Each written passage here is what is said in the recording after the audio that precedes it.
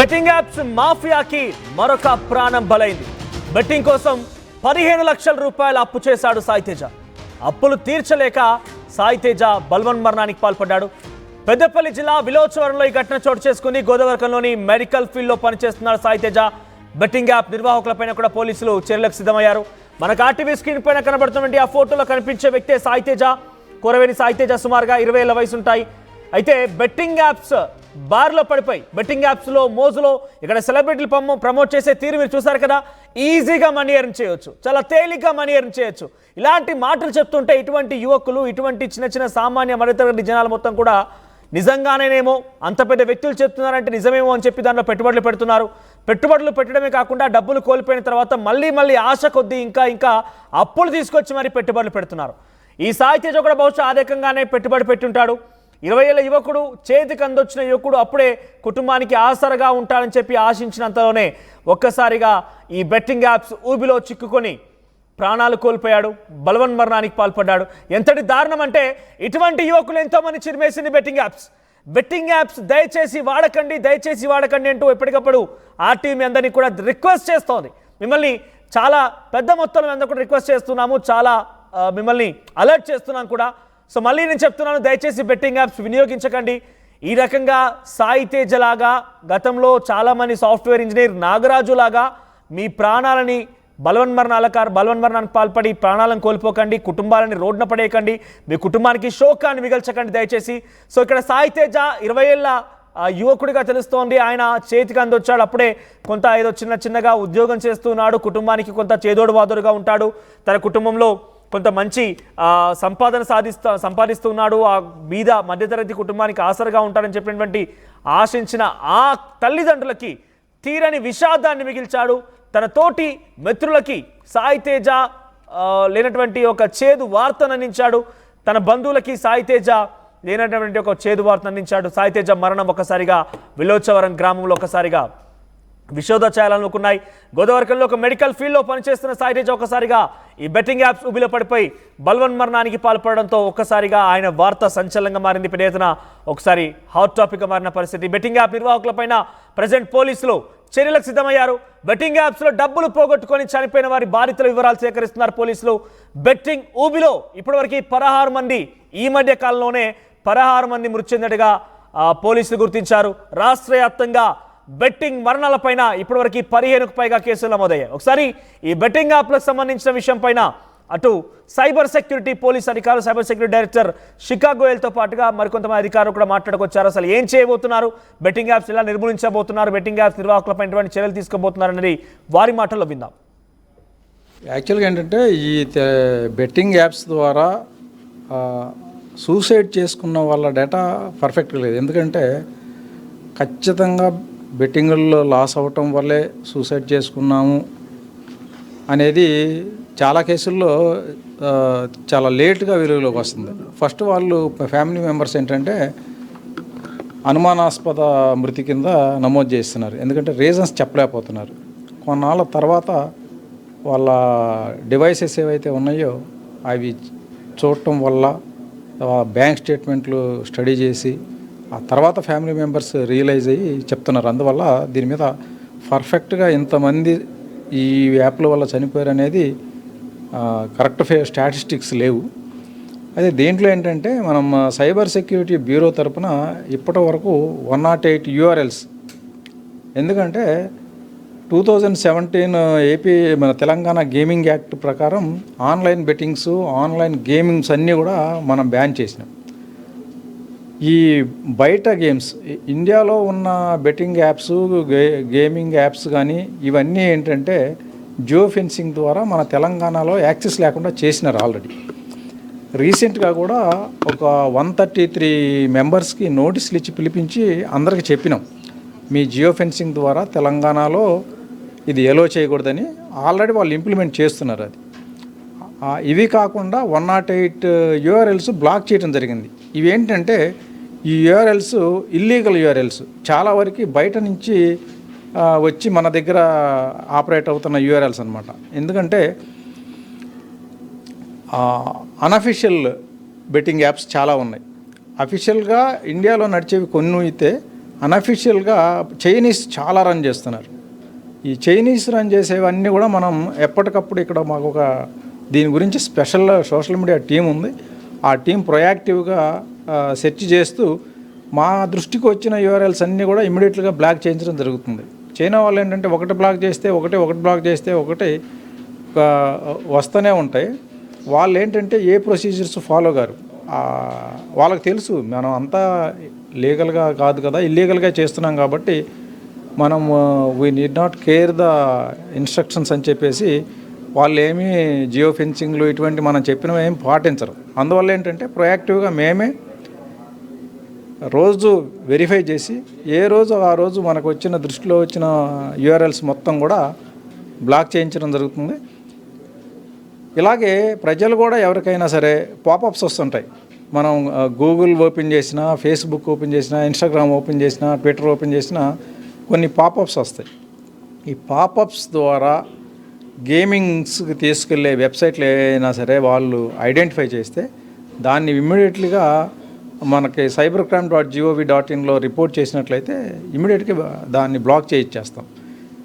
ఎందుకంటే ఇవి రోజు మారుతూనే ఉంటాయి. ప్రతిరోజు కొత్త సబ్జెక్ట్ లాగా ఉంటుంది. మనం బ్లాక్ చేస్తే మళ్ళీ కొత్తవి పుట్టుకొస్తూ ఉంటాయి. కాబట్టి ఇది ఒక నిరంతర ప్రక్రియలాగా ప్రతిరోజు బ్లాక్ చేయించడం అనేది ఒకటి పెట్టుకోవాలి. లేకపోతే ఒకటే దాన్ని మనం వదిలేస్తే వాళ్ళు చాలామందికి ప్రాపగేట్ అయ్యి విక్టిమ్స్ పెరిగే అవకాశం ఉంటాయి. కొంతమంది ఏం చేస్తున్నారంటే జియో ఫెన్సింగ్ పెట్టినప్పటికి కూడా ఫేక్ జీపీఎస్లు పెడుతున్నారు. ఈ ఫేక్ జీపీఎస్లు పెట్టి ఈ అప్లికేషన్స్ వాడిన వాళ్ళని విక్టిమ్స్గా ట్రీట్ చేయలేం. ఎందుకంటే వాళ్ళు ఇంటెన్షనల్గా మనకి ఇక్కడ రాకపోయినా కూడా ఎక్కడో కర్ణాటకలోనో లేకపోతే ఢిల్లీలోనో ఉన్నట్లుగా వాళ్ళ జీపీఎస్ మార్చుకొని కొంతమంది యాక్సెస్ చేస్తున్నారు. అటువంటి వాళ్ళు కూడా చాలా హ్యూజ్ అమౌంట్స్ లాస్ అవడం జరుగుతుంది. మనకు కంప్లైంట్ ఇస్తానికి వచ్చినప్పుడు ఒకసారి మనకి ఎట్లా ఏ గేమ్ ఆడినారో చూపించండి అంటే వాళ్ళు చూపించలేకపోతున్నారు. ఎందుకంటే మన తెలంగాణలో జియో ఫెన్సింగ్ ద్వారా అది రావడం లేదు. అయినా కూడా వాళ్ళు ఆడినారంటే ఏంటంటే ఫేక్ జీపీఎస్లు వాడి అదర్ ఇల్లీగల్ మీన్స్ ద్వారా ఇవి వాడుతున్నారు. గేమింగ్ యాప్స్లో ఒకటే మనకి వాళ్ళు స్కిల్ గేమ్ అని చెప్తారు, కానీ స్కిల్ గేమ్ ఏమీ ఉండదు. వెనక బ్యాక్గ్రౌండ్లో దాని సాఫ్ట్వేరు, దాని మెటాడేటా ఎట్లా వర్క్ చేస్తుందో ఎవరికి తెలియదు. వాళ్ళు మనం అడిగినప్పుడు మాత్రం ప్రజెంట్ చేయటం ఇట్లా ఓన్లీ స్కిల్ మీదే ఇది నడుస్తుందని చెప్తారు తప్ప నిజంగా స్కిల్ మీద నడిచే గేమ్ అయితే ఎవరైతే ఆర్గనైజర్స్ ఉన్నారో వాళ్ళకు కూడా లాస్ వస్తుంది. ఈ ఆన్లైన్ గేమింగ్, ఆన్లైన్ బెట్టింగ్ ఈ తెలంగాణలో this is banned by act, by law. So whoever indulges in online gaming or betting, whether by playing, whether will be taken against them. Already chala case book cheyadam jarigindi state lo. From the Cyber Security Bureau, we are actively looking at all the platforms and apps which are promoting these. Already 108 such betting apps have been blocked by the Cyber Crime Bureau. 133 companies were served notices, Indian companies, and varu already in the geo fencing chesaru, so that their apps are not accessible to public in Telangana. But chala apps, chala platforms abroad nunchi available unnaru. For that we request the public that if there is any app or platform which is available on which online gaming or betting can be done, please inform the Cyber Security Bureau on WhatsApp number 871-267-2222. I repeat, 871-267-2222. We ourselves are also doing patrolling, cyber patrolling, to identify such apps and get them blocked. And please tell us on this number so that these will be immediately blocked. We want anybody who indulges or promotes or whoever allows this activity to be taken up, that strict legal action will be taken against them. Right, cyber security పోలీసులు చెప్తున్న ప్రకారంగా చూస్తూ ఉంటే ఈ betting apps అనేది బేసిక్గా ఇండియాలో కొన్ని బ్యాన్ చేశారు. ముఖ్యంగా తెలంగాణలో కూడా జియో ఫెన్సింగ్ చేశాము. కానీ ఫేక్ జీపీఎస్ ద్వారా దాన్ని మళ్ళీ యూజర్స్ కానివ్వండి, అటు అప్లికేషన్ నిర్వాహకులు కూడా దాన్ని పూర్తిగా ఫ్రాడింగ్ చేసేసి ఎంట్రీ ఇస్తున్నారు. చాలామంది కూడా డైరెక్ట్గానే మేము బెట్టింగ్ యాప్స్లో బెట్టింగ్ పెట్టే మోసపోయి మరణిస్తున్నాము, ప్రాణాలు కోల్పోతున్నాం అంటూ చెప్పుకొస్తున్నారు. ఇంకా కేసులు నమోదవుతున్నాయి. దీనిపైన కఠినంగా చర్యలు తీసుకోవాల్సిన అవసరం ఉందంటూ కూడా అటు సైబర్ సెక్యూరిటీ ఆఫీసర్స్ చెప్తున్నారు. ఒక్కసారి ఈ వైపుగా రెండు రాష్ట్రాల్లో కూడా ఒక్కసారిగా బెట్టింగ్ యాప్ సంబంధించిన అంశం తెర మీదకి రావడం, అంతలోనే ఒక యువకుడు బలవన్మరణానికి పాల్పడి బెట్టింగ్ యాప్ల చేత మోసపోయి ఈ రకమైనటువంటి పరిస్థితి దారి తీసుకురావడం అనేది కొంత ఆందోళన కలిగిస్తుంది. దానికి సంబంధించి మరిన్ని అప్డేట్ చంద్రశేఖర్ అందిస్తారు. చంద్రశేఖర్, ఏం జరిగింది?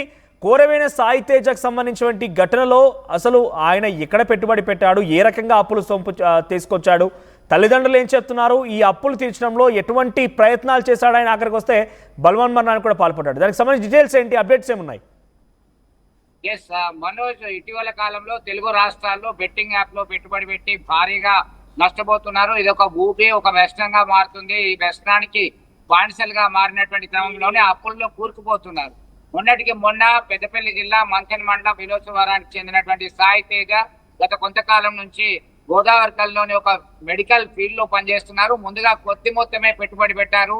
ఒక దాదాపు 50,000 ముందుగా పెట్టారు. ఆ తర్వాత మరింత అంటూ దాదాపుగా 15 లక్షల రూపాయలు ఇన్వెస్ట్ చేయడం జరిగింది. 15 లక్షల రూపాయలు ఇన్వెస్ట్ చేసిన తర్వాత వచ్చేదేమో కొద్దిపాటి జీతము, ప్రైవేట్ లో చేస్తున్నటువంటి ఉద్యోగము, దానిలో కొద్ది మొత్తమే వస్తుంది. పెద్ద మొత్తంలో లాస్ రావడంతో అప్పులు ఎవరైతే ఇచ్చారో వాళ్ళు వెంటబడ్డారు. తమ అప్పులు తిరిగి చెల్లించాలని చెప్పేసి వెంటబడి మాకు ఫోర్స్ చేయడం జరిగింది. దీంతో ఆ ప్రెషర్ ని కూడా తట్టుకోలేక ఒకవైపు పెట్టినటువంటి డబ్బులు వచ్చేటువంటి పరిస్థితి కానరాక అప్పుల వల్ల పెద్దగా ఎక్కువ కావడంతో పరిస్థితి విషమించింది. తాను ఏమీ చేయలేని పరిస్థితి ఉంది అని చెప్పేసి ఆత్మహత్యకు యత్నించారు. ఆయన కరీంనగర్ ఆసుపత్రికి తరలించి చికిత్స అందిస్తున్నటువంటి క్రమంలోనే ఆయన మృతి చెందినటువంటి విషయం విషాదాన్ని నింపింది. ఆ కుటుంబ సభ్యులందరూ కూడా కన్నీరు మున్నీరుగా విలపిస్తున్నటువంటి పరిస్థితి ఉంది. చంద్రశేఖర్, ఈ సాయి తేజ ఏ యాప్స్ వాడుతూ ఉండేవాడు? అప్పులు ఇచ్చిన వారు అంటే అంత పెద్ద మొత్తంలో ఆ ప్రైవేట్ ఉద్యోగం చేసేటువంటి ఆ యువకుడికి ఇంత పెద్ద మొత్తంలో 15 లక్షల రూపాయల వరకు కూడా అప్పులు సొత్తు చేసుకోగలిగాడు, అప్పులు తీసుకురాగలిగాడు అంటే డెఫినెట్గా ఇక్కడ కొంత మరి ఇచ్చిన వారికి అని తెలియాలి ఎందుకు ఇచ్చారనేది కూడా. ఇంకో విషయం ఏంటంటే ఈ అప్పులకు సంబంధించిన వారు రోజైనా కుటుంబానికి చెప్పుకోగలిగాడా, కుటుంబంతో మాట్లాడా, కుటుంబం గురించి ఇలా ఉంటుంది అలా ఉంటుంది ఈ రకంగా జరిగిందని చెప్పుకునే ప్రయత్నం ఏమైనా చేశాడా? ఎస్ మనోజ్, మీరు అన్నట్టుగా ముందుగా గత 6 నెలలకు పైగా ఈ కాలం నుంచి బెట్టింగ్ యాప్ లో పెట్టుబడి పెడుతున్నట్టుగా సమాచారం అందుతుంది. మిత్రులు సైతం 1-2 సార్లు వారించడం జరిగింది. అక్కడే గోదావరికని మెడికల్ ఫీల్డ్ లో ఉన్నటువంటి క్రమంలోనే చాలా కాలం నుంచి దాదాపు 2-3 సంవత్సరాల నుంచి ఆయన చేస్తున్నటువంటి క్రమంలోనే మళ్ళీ ఇచ్చిన డబ్బులు తిరిగి చెల్లించడం జరిగింది. ఈ నమ్మకంతోనే ఆయనకి ఇవ్వడం జరిగింది. ఇది కాస్త 15 లక్షల వరకు బకాయిలు పేరుకుపోయాయి. దీంతో కుటుంబ సభ్యులకు సైతం 1-2 సార్లు ఆవేదనతో తన విషయాన్ని, తన కోడును వెల్లడించడం జరిగింది. ఈ క్రమంలోనే మనస్తాపానికి గురై మృతి చెందినటువంటి ఘటన ఉమ్మడి కరీంనగర్ జిల్లా వ్యాప్తంగా ఒక్కసారి చూస్తే దాదాపు 2 నెలల వ్యవధిలోనే 6గురికి పైగా బలవన్మరణానికి పాల్పడ్డారు. మొన్నటికి మొన్న వారం రోజుల క్రితమే కరీంనగర్ జిల్లా తిమ్మాపూర్ మండలం మన్నెపల్లికి చెందినటువంటి నిఖిల్ రావు అనేటువంటి ఇంజనీరింగ్ విద్యార్థి సైతం 4 లక్షల పైన అప్పు చేశాడు. దాదాపుగా 4 లక్షల పైన అప్పు చేయడంతో నాన్న తిరుపతి రావుకు చెప్పడంతో మందలించాడు. ఆ 4 లక్షలు కూడా చెల్లించడం జరిగింది. బాబు, ఆ నిఖిల్ మరొకసారి నన్ను డబ్బులు అడగకు, నువ్వు అప్పులు చేయకు, కేవలం ఈ ఇంజనీరింగ్ విద్యకి అలాగే హాస్టల్ ఫీజుకి మాత్రమే ఇస్తానని చెప్పి పంపడంతో హైదరాబాద్ కాలేజీకి వెళ్తున్నానని చెప్పి వ్యవసాయ బావిలో మృతి చెందినటువంటి ఘటన మరొక ముందే సాయి తేజ గోదావరికంలో ఇలాంటి ఘాతకానికి పాల్పడడం అనేది చాలా విషాదాన్ని నింపింది. దీనిపైన ఖచ్చితంగా ఆ స్వీయ నియంత్రణ ఉండాలి, అబ్జర్వ్ చేస్తూ ఉండాలి, దీని మాయలో పడిపోకు అని చెప్పి నిపుణులు హెచ్చరికలు జారీ చేస్తున్నారు. అయినా చంద్రశేఖర్, ఈ 2 వేర్వేరు ఘటనలో కూడా చేతికి అందించిన యువకులే చూడడానికి చాలా చక్కగా ఉన్నారు. 20 ఏళ్ళ యువకులే ఉన్నారు. ఒకరు బీటెక్ చదువుతున్నారు, మరొకరు చిన్నగా ఉద్యోగం చేసుకుంటున్నారు. ఇటువంటి విధంగా ఇంకా చాలా మంది యువకులు ఉండే అవకాశం ఉంది. సో ఈ నేపథ్యంలో పోలీసులు ఈ బెట్టింగ్ యాప్ వాళ్ళు ఏ యాప్స్ వాడారు, వారి ఫోన్లు ఇప్పటికే పోలీసులు స్వాధీనం చేసుకుని ఉంటారు, వాళ్ళ యాప్స్ వాడిన విధానం ఏంటి, దాంట్లో ఏ రకంగా పెట్టుబడి పెట్టారు, ఈ విషయాన్ని పోలీసులు ఏం చెప్తున్నారు మరి? ఫేస్బుక్, ఇన్స్టా లాంటి దానిలో ఒక లింకులు వస్తున్నాయి. ఆ లింకుని ఓపెన్ చేయగానే కొద్దిగా అట్రాక్టివ్ గా ఉండడంతో దాని మాయలో పడిపోతున్నారు. గత కొంతకాలం నుంచి కూడా మన దగ్గర బ్యాన్ అయిన విషయం తెలుసు, అయినప్పటికీ దానిలో ఆ బెట్టింగ్ యాప్ మాయలో పడి దానిలోనే కూరుకుపోతున్నారు. దాని నుంచి బయటకు వచ్చేటువంటి పరిస్థితి లేదు. మిత్రులు అందరు కలిసి కూడా ఒక బయటకు రావాలని దృఢ నిశ్చయంతో ఉన్నప్పటికీ రాలేని పరిస్థితి. అప్పటికే జరగాల్సినటువంటి డ్యామేజ్ జరుగుతుంది. దీనిలో భాగంగానే సైబర్ సెక్యూరిటీ పోలీసులు అలాగే సివిల్ పోలీసులు వీళ్ళంతా కూడా కౌన్సిలింగ్ ఇస్తున్నారు, హెచ్చరికలు జారీ చేస్తున్నారు. మీరు బెట్టింగ్ యాప్ జోలికి వెళ్ళకండి, ఎలాంటి ప్రామాణికం లేదు, మీ డబ్బులు నష్టపోతారు, అప్పుల్లో కోరుకుపోతారు, దీనికి అనుమతి సైతం లేదు అని హెచ్చరికలు జారీ చేసినప్పటికీ ఒకరు కాదు ఇద్దరు కాదు దాదాపు సంవత్సర కాలంగా 10 మందికి పైగా కరీంనగర్ ఉమ్మడి జిల్లాలోనే మృతి చెందినటువంటి ఘటనను మనం చెప్పుకోవచ్చు. దీన్ని కంట్రోల్ చేయాల్సినటువంటి పరిస్థితి ఉంది. విద్యా సంస్థల్లో అలాగే ఎక్కడికక్కడ స్వీయ నియంత్రణ పాటిస్తూ దీన్ని చెక్ పెట్టాల్సినటువంటి అవసరం అయితే ఉంది. మనోజ్ రైట్ చంద్రశేఖర్. సో కరీంనగర్లో ఇప్పటివరకు 6 ఈ బెట్టింగ్ యాప్స్ బారిన పడిపోయి బల్వన్ మరణానికి పాల్పడుతున్నట్టు తెలుస్తోంది.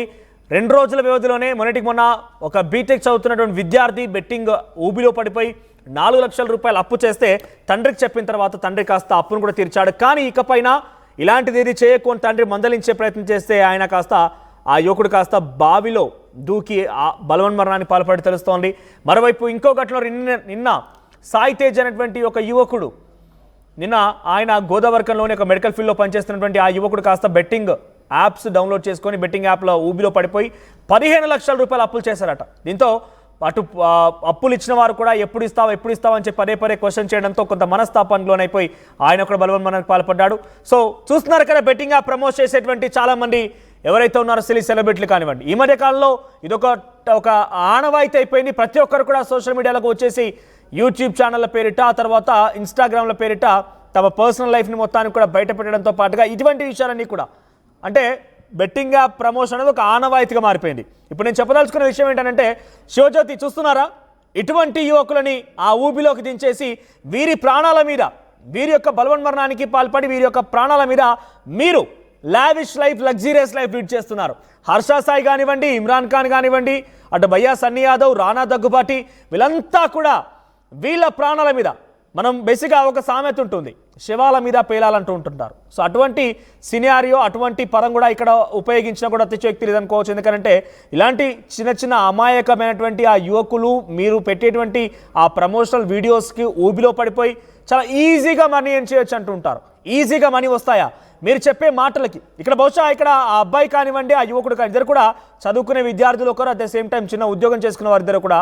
సో కొంత ఇబ్బందులు ఉంటాయి, ఆర్థిక ఇబ్బందుల నేపథ్యంలో దీనిలో నిజంగానే పెట్టుబడి పెడితే వస్తాయనేటువంటి ఒక ఆలోచన చాలా పెద్ద వాళ్ళు సెలబ్రిటీలు శివజ్యోతి, ఇమ్రాన్ ఖాన్, భయ్యా సన్నీ యాదవ్, రానా దగ్గుబాటి, ప్రకాష్ రాజ్, నిధి అగర్వాల్, మంచు లక్ష్మి, విజయ్ దేవరకొండ వీళ్ళందరూ చెప్తున్నారు. కాబట్టి మేము కూడా పెట్టుబడి పెట్టి నిజంగానే సంపాదిద్దామని ఆలోచనలో ఉండిపోయి అందులో ఒక్కసారిగా అలా వెళ్ళడంతోనే మనవంతు ఇక రావడం అనేది ఉండదు.